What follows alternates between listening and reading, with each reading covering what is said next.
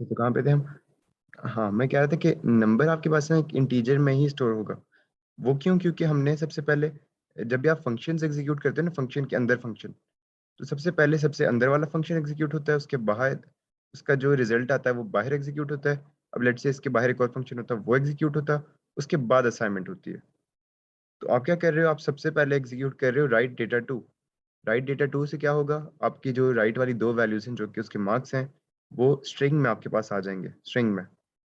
ये क्या string to नम क्या करता है? ये उसको नंबर में कन्वर्ट कर देता है। नंबर में कन्वर्ट हो गया, यहाँ पे 40, अब लेट से ये नंबर में स्टोर हो जाएगा एज एन इंटीजर। ठीक हो गया? अब आपने क्या करना है? वही, अगर हम ये, हाँ मार्क्स कटेंगे क्योंकि एरो, एरो का भी चलो मैं बताता हूँ। इसके बाद वही गुड ओल्ड सम इक्वल्स सम प्लस नम। अच्छा, अरे मैं ये क्या क्या कह रहा था? हाँ, फाइल्स का मैंने इसलिए बताया है क्योंकि स्ट्रिंग टू नम जो है ना, ये आपका बहुत इंपॉर्टेंट है। फाइल हमेशा ये कॉन्सेप्ट याद रखना कि फाइल का डेटा जब भी आप निकालते हो, एक्सट्रैक्ट करते हो, वो स्ट्रिंग में एक्सट्रैक्ट होता है, कभी भी नंबर में एक्सट्रैक्ट नहीं होता। फाइल में स्ट्रिंग टू नम या तो ऊपर लगाओ, या चाहो तो नीचे भी लगा सकते हो आप। असाइनमेंट एंड सिलेक्शन, हाँ बहुत बार बताया, असाइनमेंट एंड सिलेक्शन नहीं, असाइनमेंट एंड कंपैरिजन। अगर आप चाहो आप इस तरह भी कर सकते हो कि स्ट्रिंग टू नम यहाँ ना लगाओ, यहाँ पे आप कर दो num equals to right data two. अब नम की डेटा टाइप क्या होनी चाहिए? स्ट्रिंग होनी चाहिए। तो यहाँ पे नीचे जब आप नम कर रहे होगे, नम की जगह आप स्ट्रिंग टू नम यहाँ पे करना पड़ेगा आपको फिर। तो बेहतर है कि उससे पहले से ही कर लो, स्ट्रिंग टू नम करके यहाँ पे। लेकिन बेहतर तरीका वही है। वो वैसे आपकी रिक्वायरमेंट पे ही डिपेंड करता है।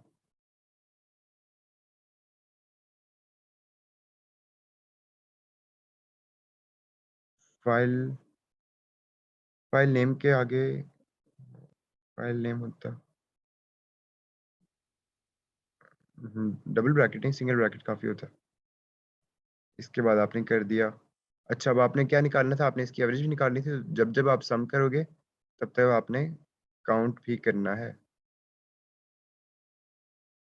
इसके बाद कर दिया एंड वाइल। अब आपका टोटल कहाँ स्टोर्ड है? सम में। और आपकी एवरेज क्या होगी?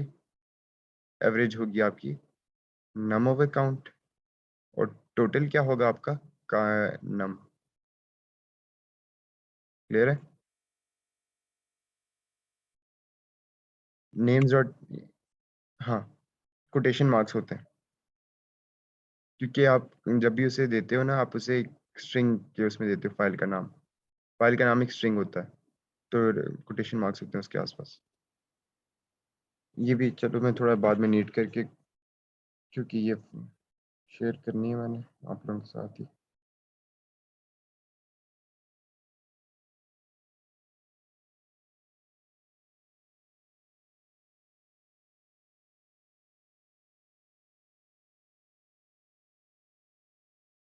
लीनियर सर्च, सही हो गया।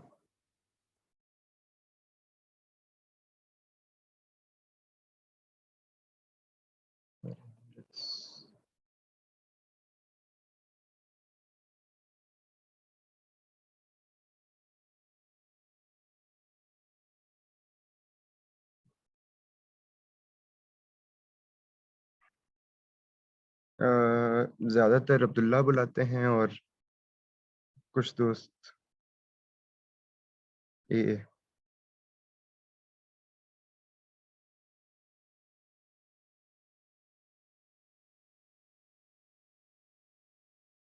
हाँ सॉरी सॉरी सॉरी, सम ओवर काउंट, और यहाँ भी सम।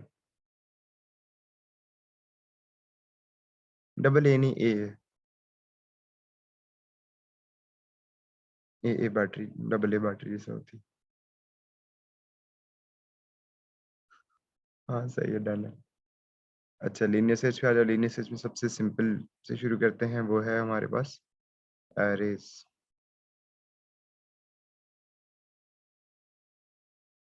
स्पेलिंग्स की बहुत गलतियाँ हो रही हैं आज।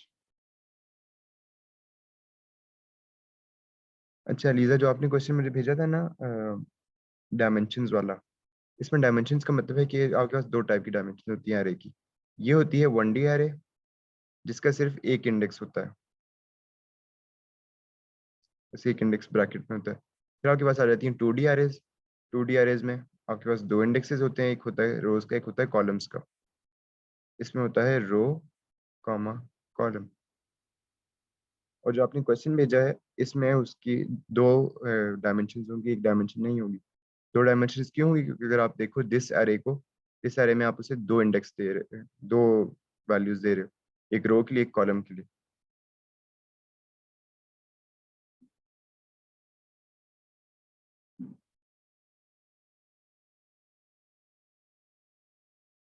अच्छा चलो जी, लीनियर सर्च पे आ जाते हैं। लीनियर सर्च में अच्छा, लीनियर सर्चिंग की एफिशिएंसी वाला कॉन्सेप्ट तो क्लियर है ना आप लोगों को? उसमें तो कोई मसला नहीं है।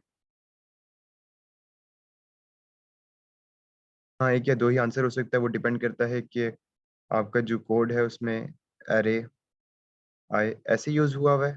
अगर ऐसे यूज़ हुआ है तो वो 1D अरे है, अगर ऐसे यूज़ हुआ है तो वो 2D अरे है। क्योंकि 2D अरे में हमेशा 2 इंडेक्स होते हैं, 1 नहीं होता। एफिशिएंट एल्गोरिथम का सबको पता है ना कि एफिशिएंसी उसकी अच्छा यार लीनियर सर्च में शुक्र है याद आ गया। लीनियर सर्च में आपके पास 2 केसेस होते हैं। चलो ये अब वैसे ही पढ़ते हैं। इसके सारे केसेस पढ़ लेते हैं। 2 केसेस होते हैं मतलब कि टोटल 8 स्क्रिप्ट्स आपके बनेंगे। लेकिन दोनों केसेस ऑलमोस्ट सिमिलर ही हैं। आज ज़्यादा सरताहा वाले तरीके से पढ़ाता हूँ। अच्छा, अब लीनियर सर्च का पहला केस होता है वो कहता है कि आपको वैल्यू फर्स्ट वैल्यू ओनली। दूसरा होता है आपके उसके पास आपको ऑल वैल्यूज चाहिए होती हैं।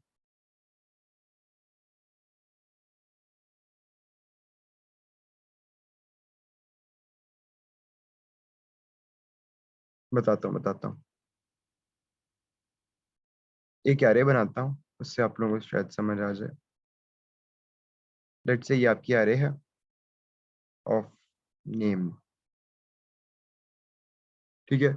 इसमें आपके पास पहला नाम है ए ए, दूसरा नाम है ए एम, बस ये एक्रोनिम्स है। तीसरा नाम एम बी एस, चौथा नाम फिर ए ए, पांचवा नाम और कौन रह गया? पी एम कौन है?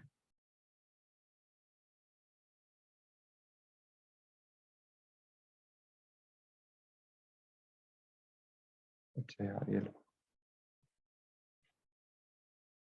पी एम, ठीक है। अब अगर मैं पहला एग्जीक्यूट करूँ ना, मुझे चाहिए इंडेक्स। उसमें एक क्वेश्चन में लिखा होता है index of first value on the अरे। उसमें क्या होगा? अब मैं कहता हूँ कि मुझे चाहिए ए का इंडेक्स चाहिए फर्स्ट केस में। उसमें क्या होगा? आप जैसी सर्चिंग करोगे आपको जहां पे पहला इंडेक्स मिलता है ना, आप वही रिटर्न करोगे और बस खत्म, कहानी खत्म। आपके पास सिर्फ 1 रिटर्न होगा, दैट्स इट। और कुछ भी रिटर्न नहीं होना चाहिए। एक और केस होता है, उसमें वो कहता है कि सारी वैल्यूज रिटर्न करो। यार तारिक भाई दिल में,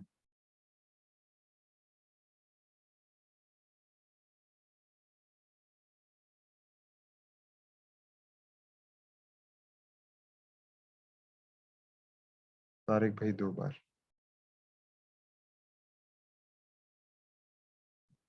then output A and execute the code. Execute कह रहा हूँ, एग्जिट द लूप। अब यहाँ पे ए इवन दो 2 बार आ रहा है, लेकिन हम सिर्फ फर्स्ट रिजल्ट पे ही एग्जिट कर देते हैं। तो ये आपका फर्स्ट केस होता है कि आपको सिर्फ फर्स्ट वैल्यू चाहिए जो भी एरे में सबसे ऊपर वैल्यू है, या एरे में सबसे आखिरी वैल्यू भी मांग सकता है। इंडेक्स ही बताना है ना, तो आप इंडेक्स सिर्फ 1 इंडेक्स बताओगे। ए तो 4th इंडेक्स पे भी है, आपने 4 क्यों नहीं बताया? आपने 1 क्यों बताया? क्योंकि आपने पहला लगाया था जो कि होता है एफिशिएंट वाला, और ये सिर्फ एक वैल्यू बता रहा होता है।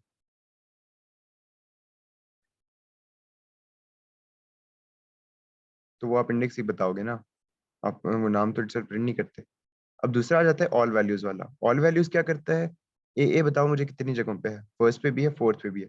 वो ये दोनों बताएगा, या तो वो सिर्फ लास्ट वाली बताएगा। वो आप फिर फिर डिपेंड करता है कि आपको क्या क्वेश्चन क्या मांग रहा है आपसे। हाँ, हाँ, वो मैं बताऊँगा, मैं अभी सिर्फ़ आपको सिर्फ़ कॉन्सेप्ट दे रहा हूँ कि किस टाइप के लूप्स होते हैं। दूसरा, अब अगर मेरी रिक्वायर्ड है सर्च टर्म तारिक भाई, अगर मैं फर्स्ट वाला लगाऊँ ना, ये वाला लूप, ये वाला कोड, तो वो मुझे क्या वैल्यू रिटर्न करेगा? 8 रिटर्न करेगा। अगर मैं सेकंड वाला लगाऊँ तो तब क्या रिटर्न करेगा? 8 कॉमा 9 करेगा या 9 करेगा, डिपेंडिंग ऑन द क्वेश्चन की रिक्वायरमेंट। क्वेश्चन की बहुत सी रिक्वायरमेंट्स हो सकती है ना। क्वेश्चन कभी-कभी आपसे रिक्वायर करता है कि आप मुझे बताओ तारिक भाई कितनी बार अकर हुआ? तो उसमें आंसर क्या है? 2 है।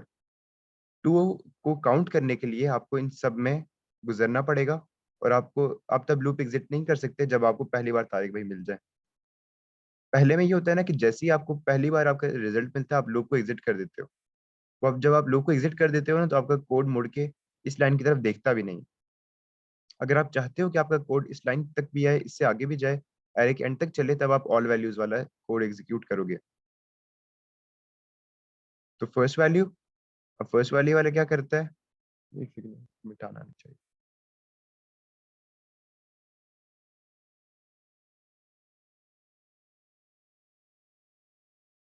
फर्स्ट वैल्यू वाला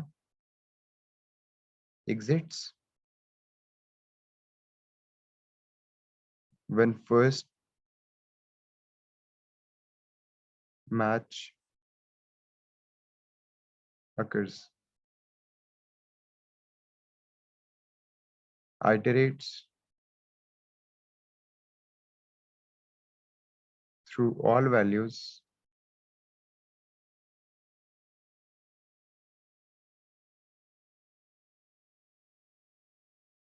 regardless।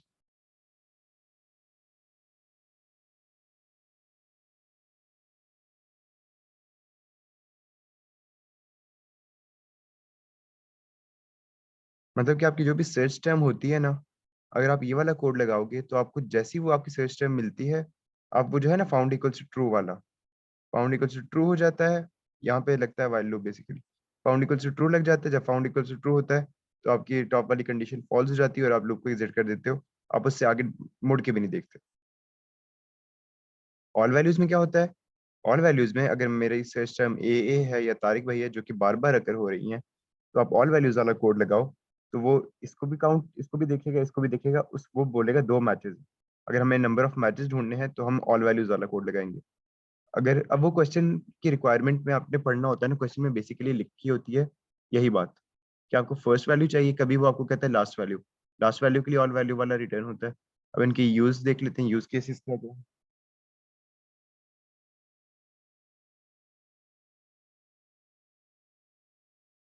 इसके यूजेस देख लेते हैं। यूजेस या क्वेश्चन कीवर्ड्स।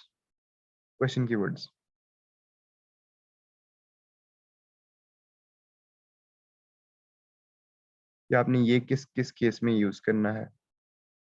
सबसे आपका जो मेन कीवर्ड है ना, वो कहता है समथिंग लाइक रिटर्न्स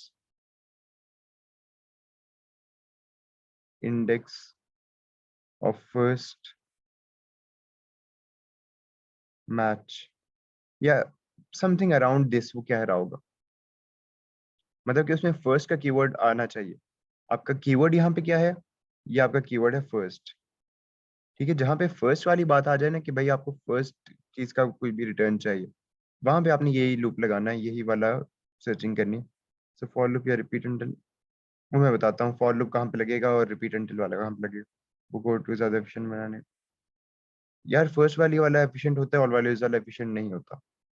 वो लेकिन आपकी यूज़ केस पे डिपेंड करता है अगेन। अच्छा, उसके अलावा एज़ सच कोई कीवर्ड नहीं होता, हमेशा आप फर्स्ट की बात होती है या एफिशिएंट एल्गोरिथम।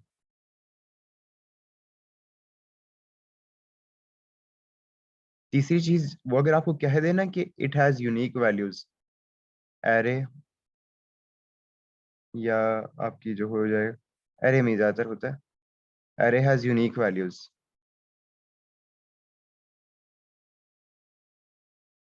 तब आपने बस समझ जाना है कि आपने यही कोड लगाना है।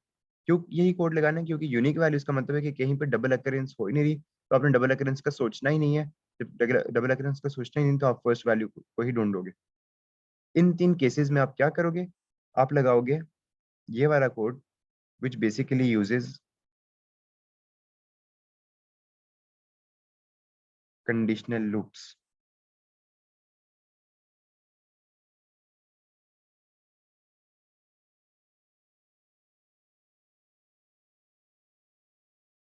कॉन्सेप्ट ऑफ फ्लैग्स याद है ना? फाउंड,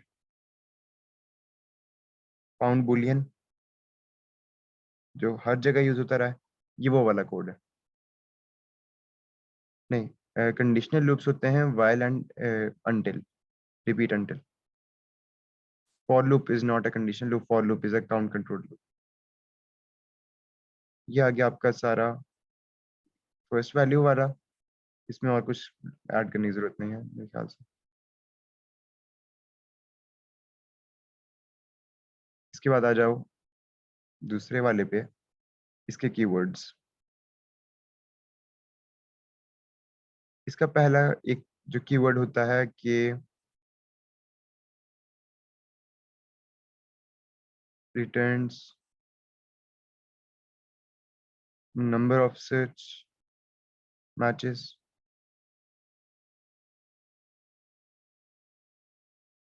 इसके अलावा हो सकता है रिटर्न्स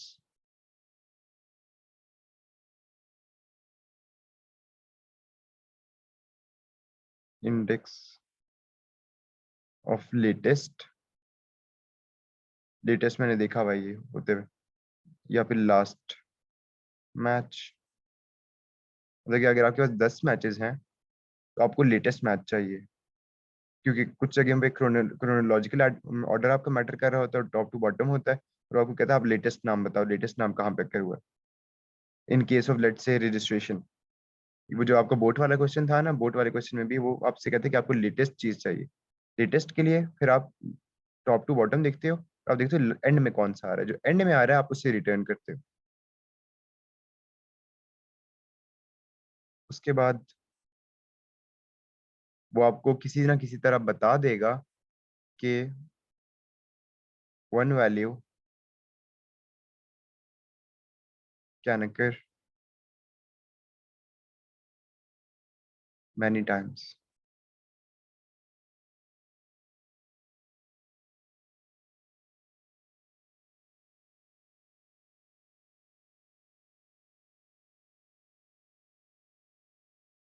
इसके बाद अब ये क्या यूज करेगा? ये यूज करेगा फॉर लूप। बस यहाँ पे कोई भी एफिशिएंसी का आपको ना वो बोलेगा कि ना ही ये एल्गोरिथम एफिशिएंट है। अब हम जितने सेटिस पढ़ेंगे ना, उसमें जहां जहां ये एप्लीकेबल है हम वहां वहां लगाएंगे। ये सिर्फ मेरे ख्याल से एरे में एप्लीकेबल है और फाइल्स में कुछ हद तक एप्लीकेबल है। रिपीट अनटिल नहीं लग सकता। लग सकता है लेकिन मतलब कि वो भी काउंट कंट्रोल ही लगेगा ना। चलो इसको काउंट कंट्रोल कर लो।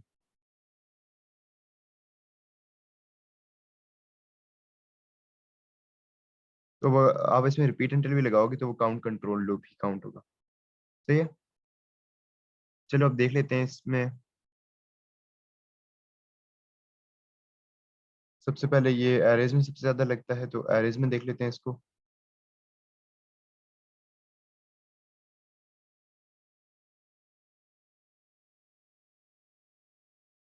प्री कंडीशनल बिल्कुल वाइल लूप होता है। एरेज में हम देखते हैं सबसे पहले first value.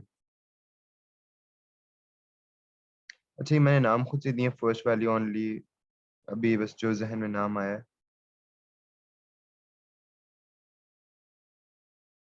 First value only loop में क्या होता है?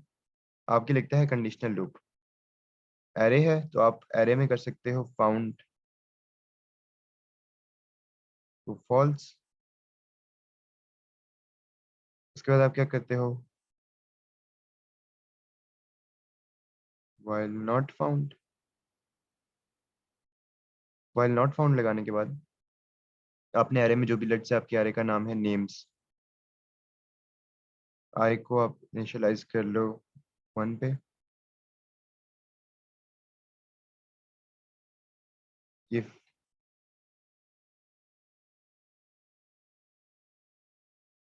नेम्स आई इक्वल्स टू आपकी जो भी सर्च टर्म है, लेट्स से सर्च टर्म उस वेरिएबल का नाम है, सर्च नाम है बस।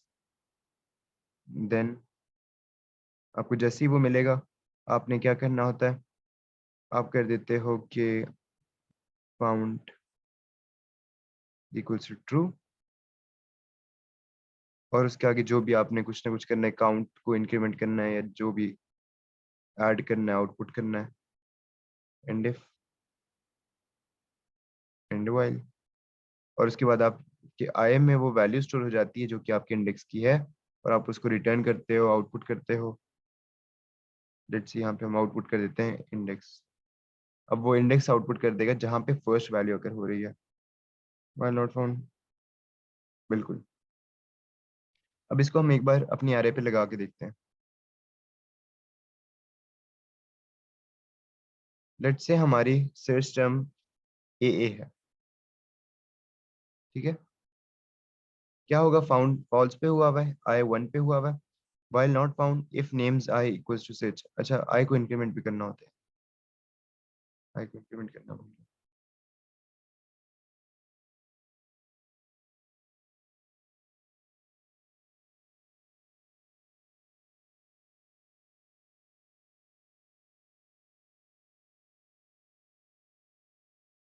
इंडेक्स डिस्प्ले का कोड, इंडेक्स डिस्प्ले बस ये है ना, आउटपुट आई करोगे तो इंडेक्स डिस्प्ले हो जाएगा। अब एक बार इसको रन करके देखते हैं।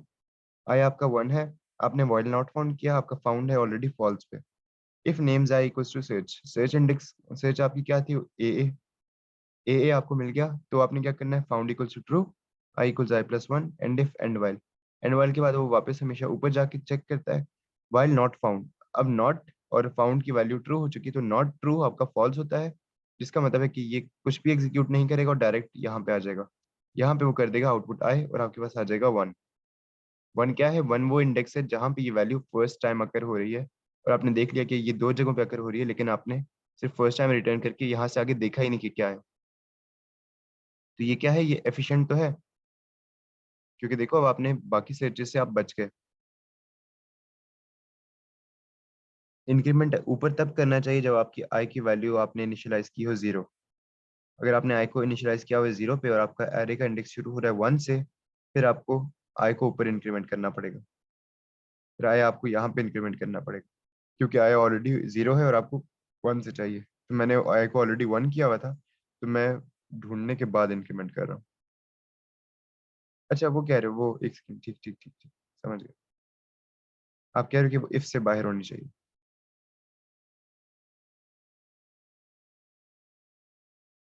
ये लो।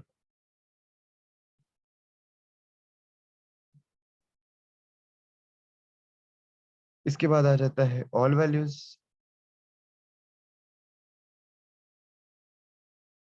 For all values,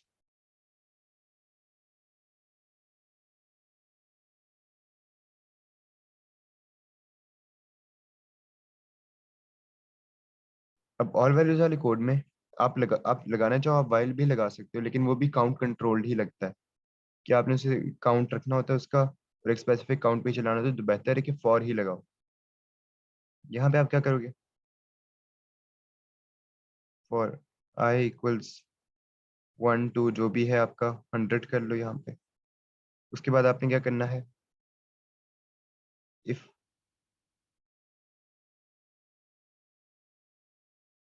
names I equals to search, then output I, count equals count plus one. तो आप काउंट को भी 0 इनिशियलाइज कर दो, और यहाँ पे आ गया एंड इफ एंड फॉर, और यहाँ पे आप आउटपुट कर दो, let say output total matches found and string to num. Count. यहाँ पे आप क्या करते हो, आप उसके टोटल मैचेस देख रहे होते हो कि असल में आपके मैचेस।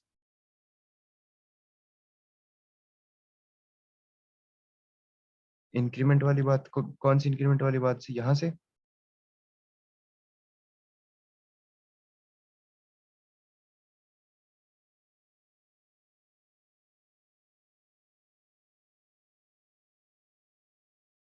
कहाँ से डिस्कनेक्ट होता है, बता दो अभी।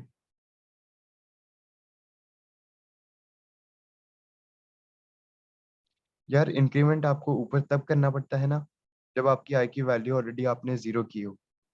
यहाँ पे मैंने पहले वन की हुई थी ना। अगर मेरी आई की वैल्यू जीरो है ना, तो मैं यहाँ पे इंक्रीमेंट करूंगा वाइल के एकदम बाद।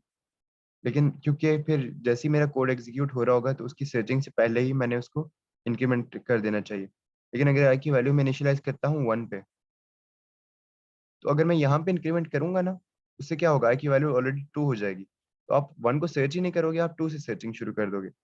इसलिए फिर मुझे यहाँ पे इंक्रीमेंट करना पड़ रहा है, ताकि वो पहले वन पे सर्च करे, जब वन पे से कुछ ना मिले उसके बाद इंक्रीमेंट हो। तो वो सिर्फ डिपेंड करता है आपकी इनिशियलाइजेशन पे। इन चीज़ों का ख्याल आपको खुद रखना पड़ता है उस पॉइंट पे, कि अगर मैं यहाँ पे इंक्रीमेंट करूंगा तो क्या फर्क पड़ेगा, यहाँ इंक्रीमेंट करूंगा तो क्या फर्क पड़ेगा। मैंने आई को वन किया हुआ है, मेरा आई यहाँ पे, अगर मैं उसको इंक्रीमेंट कर देता हूँ, वो यहाँ से सर्चिंग शुरू करेगा, मेरा रिजल्ट ही गलत आएगा, क्योंकि मेरी वैल्यू तो फर्स्ट इंटीजर पे है, फर्स्ट इंडेक्स पे। न्यू एरे बनाते हैं तो आपकी मर्जी है। न्यू एरे बनाते हो तब तो वन से मोस्टली शुरू होता है ना, तो आप उसके इंडेक्स को भी वन पे ही रखते हो। अगर आप उसके इंडेक्स को जीरो पे रख रहे हो ना, तो अब आप यहाँ पे हो, तब आपको फिर इस आई को यहाँ पे लिखना पड़ेगा, ताकि आप पहले वन पे तो आओ। तो डिपेंड करता है कि आप इनिशियलाइज कहाँ से करते हो अपनी वैल्यूज, वहां से आप काउंट फिर लेते हो। उसके बाद हमने ऑल वैल्यूज का कोड देखा। ऑल वैल्यूज के कोड पे एक बार देख लो। मैंने एक फॉर का लूप लगाया, जहां तक आपने लगाना है। सर्चिंग की, सर्चिंग के बाद मैंने आउटपुट कर दिया वो इंडेक्स जहां जहां हमें रिजल्ट मिलेगा, और एक काउंट को इंक्रीमेंट कर दिया। ये काउंट बेसिकली क्या स्टोर कर रहा है, ये काउंट हमारे सोच कर रहा है मैचेस, कि कितने मैचेस हुए हैं हमारे टोटल। मैचेस एज इन कि कितने रिजल्ट्स हैं हमारे। तो जब आप गूगल पे सर्च करो ना, तो आता है total 1 lakh search results found, 2 lakh search results found. तो ये वो वाली चीज है। कभी कभी वो आपसे इस काम का कहता है, कभी कभी वो आपसे इस काम का, वो कहता है कि सारे इंडेक्स आउटपुट करो जहां जहां ये वैल्यू अकर हो रही है, तब आप ये करोगे, ये नहीं करोगे। कभी कभी वो आपको कहता है कि टोटल बताओ, कि टोटल ये नंबर कितनी बार अकर हो रहा है, तब आप ये करोगे, ये नहीं करोगे। तो वो आपके केस पे डिपेंड करता है। उसके हिसाब से मैंने आपको दोनों केसेस एक में करवा दिए।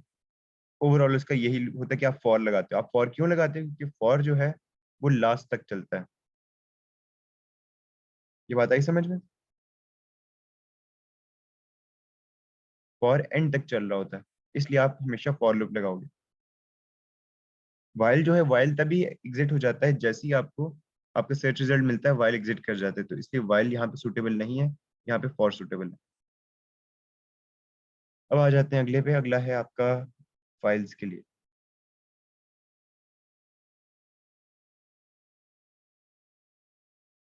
थक गए इतनी जल्दी? चलो अच्छा आप बाकी बता दो आप लोग पे, क्योंकि अब्दुल मुनम भी चला गया है। आगे पढ़ना है या आज के लिए काफी है इतना?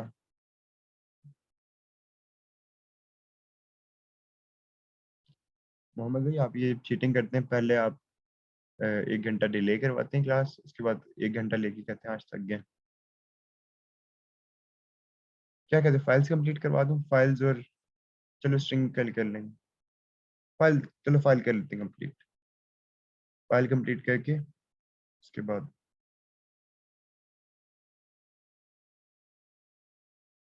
Thank you sir, thank you for your cooperation. आपका ये एहसान याद रहेगा मुझे। फाइल्स में सर्चिंग होती है एक ही टाइप की? नहीं, वैसे इसमें भी दोनों टाइप्स की। पहले हम कर लेते हैं फर्स्ट वैल्यू वाली।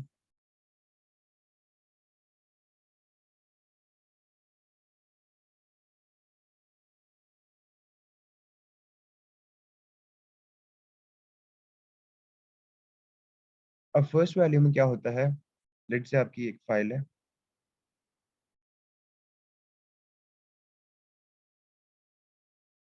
Salary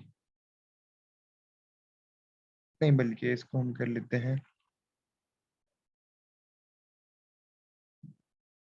IDs.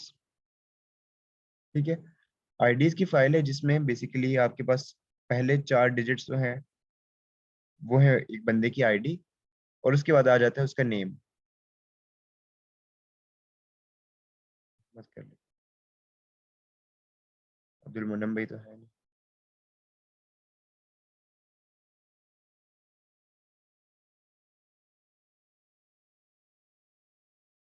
फाइल में फर्स्ट वैल्यू लाइन से,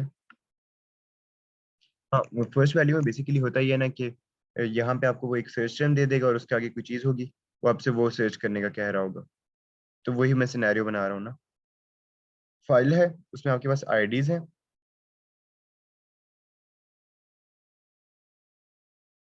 7 मिनट है, 7 मिनट में हो जाएगा, फर्स्ट वैल्यू वाला हो जाएगा, मसला नहीं। अब आपको वो क्या कहता है कि आपको एक बात पता है कि आईडीज हमेशा यूनिक होती हैं। तो अगर आपको जहां भी ये आईडी मिल जाएगी, आपको वहीं पे लूप एग्जिट कर दो तो फायदा है आपका, आपका कोड एफिशिएंट रहेगा। वो आपको कहता है कि वो आपको आईडी देगा और आपको आउटपुट क्या करना है, उस बंदे का नेम। आई बात समझ में? वो आपको आईडी देगा और आपको उसका नेम आउटपुट करना है। इस केस में आप फर्स्ट वैल्यू ही करोगे, क्योंकि आपको जहां भी वो उस बंदे की आईडी मिलती है, आपको पता है कि इससे आगे ये आईडी रिपीट नहीं हो सकती, आपको इसी बंदे का नेम रिटर्न करना है। इस केस में आपका फर्स्ट वैल्यू लगेगा। मैं एक सिनेरियो बना रहा हूँ ताकि आप लोगों को वो चीज़ समझना आसान हो ना, कि फर्स्ट वैल्यू क्यों लग रहा है। आप क्या करोगे, फर्स्ट वैल्यू में हमेशा फाउंड का कॉन्सेप्ट लगता है, फाउंड को कर दोगे फॉल्स। लेट्स से आपकी फाइल्स का नाम ids.txt है ना। उसके बाद आप क्या करोगे, open file,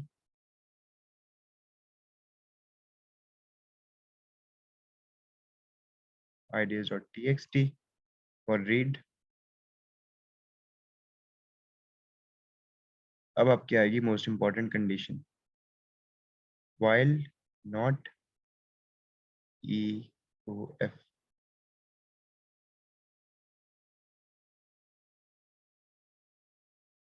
ids.txt and not found। मैं दो कंडीशंस लगा रहा हूँ यहाँ पे। एक कंडीशन से तो आप फेमिलियर हैं कि भाई नॉट फाउंड लगती है, नॉट फाउंड का मतलब है कि जैसे ही आपको वो चीज़ मिले आप लूप एग्जिट कर दो। दूसरी कंडीशन क्या है लूप एग्जिट करने की, कि आपका एंड ऑफ फाइल रीच हो जाए। जब तक एंड ऑफ फाइल नहीं रीच होता तब तक चलते रहो। इन दो कंडीशंस की बेस पे आप फाइल में सर्चिंग करते हो, या तो आपकी फाइल एंड हो जाएगी या तो आपको वो चीज़ नहीं मिलेगी। वो जैसे ही आपको मिले आप लूप एग्जिट कर दो, वाइल नॉट फाउंड और ईयूएफ। इसमें और दूसरे में क्या फर्क होता है, ऑल वैल्यूज में आप नॉट फाउंड नहीं लगाते, सिर्फ ईयूएफ लगाते हो तो वो नीचे तक आइटरेट कर जाता है। उसके बाद आपने क्या करना है, इफ आपको सिर्फ 4 चाहिए, पहले 4 आईडीज के वो चाहिए, रीड फाइल कर लो सबसे पहले।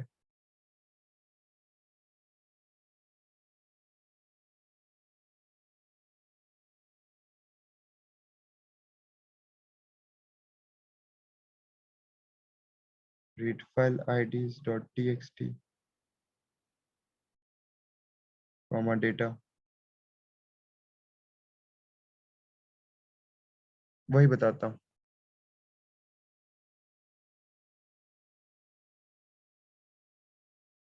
If left data 2 equals to ID, ID आपका वो रिक्वायर्ड सर्च टर्म है, देन आउटपुट, हाँ सॉरी सॉरी डेटा 4, डेटा 4 क्योंकि आपको पहली 4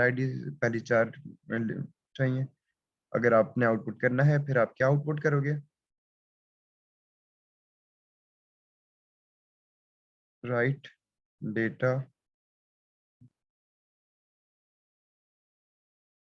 ये थोड़ा सा लंबा हो जाएगा, लेंथ डेटा -4। समझाता हूँ ये मैंने क्या किया। ये सिर्फ ये लाइन जो है ना, इस लाइन को आप लोग मतलब इग्नोर ही करो, इसको समझने की ज़रूरत नहीं है एज़ सच, क्योंकि इस देन के बाद ना वो काम होगा इस एरिया में, do what you are required to do. ये चीज़ आपकी हमेशा चेंज होगी। यहाँ पे आपकी रिक्वायरमेंट आ जाएगी। वो रिक्वायरमेंट हो सकती है कि आपने कोई नाम आउटपुट करना है, कुछ इनपुट करना है, कुछ चेंज करना है, कोई काउंट इंक्रीमेंट करना है, वो डिपेंड करता है। मैं इस केस के हिसाब से आपको बता रहा हूँ। अब मेरी रिक्वायरमेंट क्या थी कि मैंने नाम को आउटपुट करना है। राइट डेटा 9 इसलिए नहीं कर सकते कि इससे अगले में नाम अब्दुल्ला हो, फिर आपको नाम तो ऑलरेडी नहीं पता ना। आपने एक जेनेरिक सोल्यूशन बनाना था। जेनेरिक सोल्यूशन क्या है? आप उसकी लेंथ निकालोगे और आपको पता है कि उसकी लेंथ में से 4 निकाल दो तो जितने भी डिजिट्स हैं वो नाम ही है। ये बात क्लियर हुई कि आप लेंथ डेटा निकालोगे या आपकी लेंथ डेटा है। उसके बाद आप लेंथ डेटा में से 4 माइनस करके राइट फंक्शन लगा रहे हो, तो ये आपका नेम आ गया। अब नेम कुछ और भी हो सकता था। मोहम्मद भाई ने पूछा है ना कि हम डेटा 9 तो नहीं लगा सकते। डेटा 9 आप लगा सकते हो, लेकिन वो सिर्फ इस केस में तो काम करेगा। लेकिन अगर आपका लेट्स से 1122 मुनम हो सिर्फ, अब तो नहीं काम करेगा। लेकिन अगर आप लगाओ लेंथ लेंथ डेटा -4, लेंथ निकालेगा 1 2 3 4 5 6 7 8 9 10। 10 लेंथ है, 10 में से 4 माइनस करेगा तो वो लगाएगा राइट 6, डेटा कॉमा 6 में ये आ जाएगा। तो जेनेरिक सोल्यूशन आपने बनाना होता है जो कि हर केस में काम करे। हाँ हाँ, वही भूल गया था, सॉरी, मुंह से निकला फिर याद आया। लेंथ को अगर आप अलग वेरिएबल में डाल दो तो बेहतर हो जाएगा। मैंने एक ही लाइन में कर दिया, लेंथ डेटा -4। इसके बाद मतलब इस पॉइंट पे आपने जो भी करना है वो आप करोगे। उसके बाद आप कर दोगे एंड वाइल। अब क्या होगा? Sorry sorry, found equals to true भी करोगे।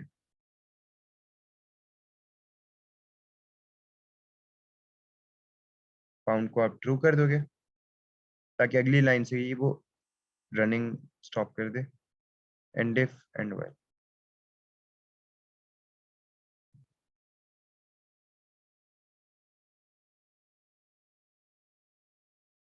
वो सब्ट्रैक्ट सिर्फ लेंथ को कर रहा है। वो इटसेल्फ ना, देखो ये मैथ्स चल रही है यहाँ पे थोड़ी सी। वो सब्ट्रैक्ट इस चीज को नहीं कर रहा, वो इसकी लेंथ को सब्ट्रैक्ट कर रहा है। इसकी लेंथ क्या है यहाँ पे? 4 5 और ये 9 है, तो 14 इसकी लेंथ है ना। तो लेंथ डेटा क्या आएगी हमारी? 14। 14 में से हम 4 माइनस करेंगे तो आ जाएगी हमारे पास 14 है। 1 2 3 4 5 6 7 8, 8 है तो ये 13 हो जाएगी। ठीक है, 13 - 4 करेगा वो। लेंथ डेटा क्या करेगा? लेंथ डेटा आपको 13 देगा। आपने 13 - 4 किया, आपके पास आ जाएगा 9। तो अब वो क्या कह रहे हैं? राइट से उठाओ 9 डिजिट्स। तो आप लेफ्ट या राइट से सब्ट्रैक्ट नहीं कर रहे, आप उसकी लेंथ सब्ट्रैक्ट करके राइट फंक्शन उस सब्ट्रैक्टेड वैल्यू पे लगा रहे हो।